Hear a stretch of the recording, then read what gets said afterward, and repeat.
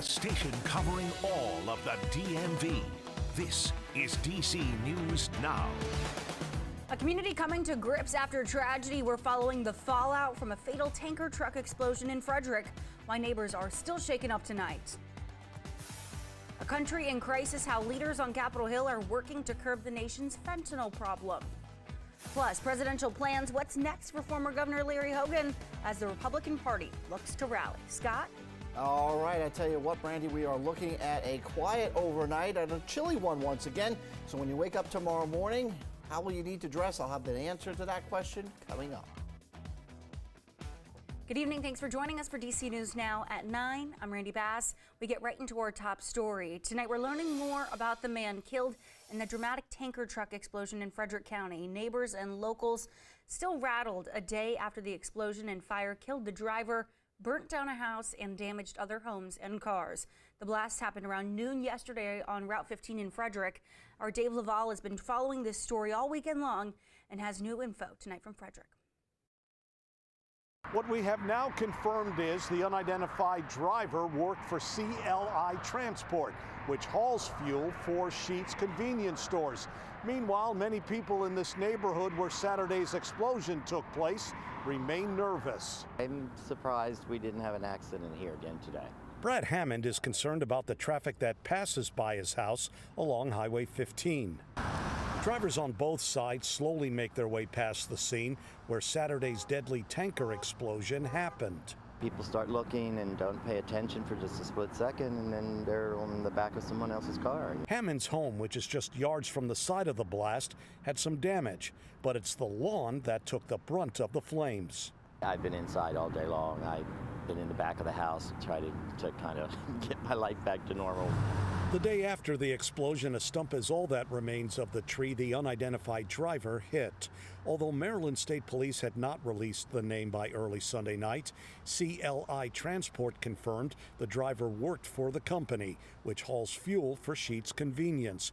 A statement from the company said in part, quote, "We are saddened to report the accident was fatal to the driver and extend our deepest sympathies to his family and loved ones." I didn't know about this. Paul Dudley is among the neighbors who turned out to look at the damage caused by the explosion along Apple Avenue. It's unbelievable. I just can't believe something like this could happen. Probably about what I would expect, seeing all of the pictures of the fire. It's definitely worse than I thought. It's a lot of damage. It's surprising to see how destroyed the house is. In all, the explosion and fire damaged 6 homes and 5 cars. While people are allowed into the area to look at the devastation, they also want to know when this stretch of Apple Avenue will reopen to cars. In Frederick, Dave Laval, DC News Now.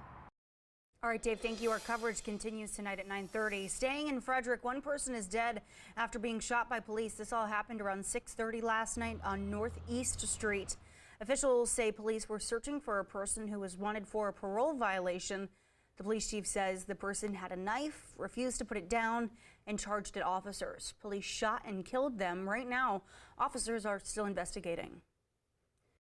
I'm unable to release any other details at this time out of respect not only to the family of the deceased, but to the investigatory process. We have to let the IID do their job from here. Chief Lando says that officer immediately tried to render aid, but they were unable to save the man. He was unable to confirm how many officers fired their weapons or how many rounds were fired. The person killed by those officers has not been named. Tonight, Congress is cracking down on fentanyl. Senate Republicans have introduced a bill to make the Drug Enforcement Agency's temporary controls on illicit fentanyl-related substances more permanent. But as Washington correspondent Jesse Chenora reports, not all lawmakers are sold on the idea. Losing Logan was like a bomb going off in the middle of our family. Erin Rockwall lost her 19-year-old son to fentanyl poisoning, which she warned is now a leading cause of death for Americans 18 to 45. And the kids are getting younger. And we must save them because they must have a future. Both House and Senate committees took up the country's fentanyl crisis this week. Enough is enough. South Carolina Republican Senator Lindsey Graham reintroduced a bill that would make the DEA's temporary controls on illicit fentanyl-related substances permanent. a move Attorney General Merrick Garland supports. All fentanyl-related drugs should be scheduled permanently. Mandatory. And Rockwall agrees, saying class-wide scheduling would deter new versions of the deadly substance. How can you focus on theoretical rights of criminals over the rights of our children? But Texas Democrat Congresswoman Sheila Jackson Lee argued the bill could make racial disparities in the prison system worse, instead of finding ways to stop drug addiction. We cannot incarcerate our way out of this. While efforts continue in Congress to fight the fentanyl crisis at the federal level, Secretary of State Antony Blinken is asking the rest of the world to help. No country can tackle this problem alone. At the G20 conference Thursday, Blinken said countries can work together to disrupt supply chains and take down transnational criminal groups. This is a law enforcement and security issue, but it's fundamentally a public health issue and an increasingly global one. In Washington, I'm Jesse Tenor. Also developing tonight, another train derailment in Ohio. 20 cars of a Norfolk Southern train derailed in Springfield, Ohio, around 5 p.m. Saturday night. According to the train company, there were no dangerous chemicals on board this train, and there have been no reported injuries, unlike the East Palestine derailment not long ago. Happening now, the Centers for Disease Control preparing to spend $5 million on improving access to health care in certain areas across the country. Could impact as many as 60 million people. The new Office of Rural Health would provide resources to those smaller communities. Those areas have seen hospitals shut down and providers move out of their areas. Mississippi Senator Cindy Hyde-Smith proposed the idea. She noted how the COVID-19 pandemic drew attention to the gaps in rural health care.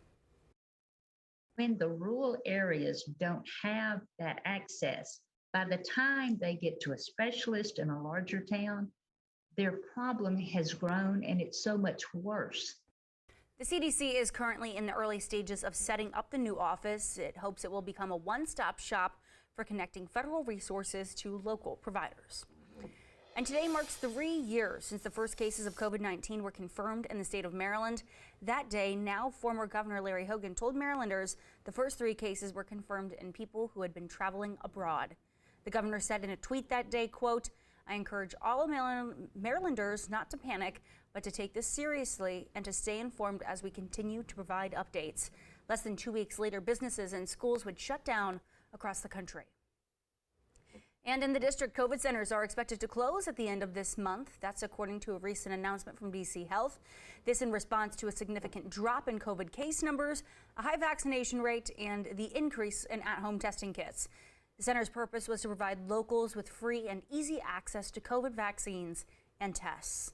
In total, the COVID centers provided over 1 million free masks, more than 80,000 vaccination doses, more than 400,000 rapid antigen tests, and nearly 40,000 PCR tests.